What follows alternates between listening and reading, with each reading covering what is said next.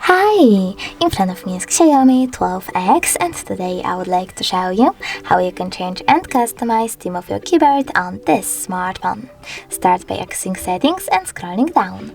Now tap on additional settings, languages and input, manage keyboards and Gboard.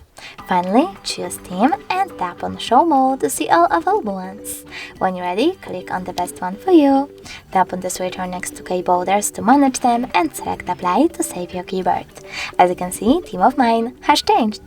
But you can always go into the same settings, but this time tap on this plus icon under my themes. Now select the photo that you wish to apply, pinch it to scale and drag it to move. When you're ready, you need to adjust brightness by swiping left or right. Tap on done and manage keyboarders by clicking on the switcher. When you're ready, choose apply over here and click home button. Now when I go back, as you can see, theme of my keyboard was successfully customized with an image. Thanks so much for watching. If you enjoyed this video, don't forget to leave a like, comment and subscribe. Bye!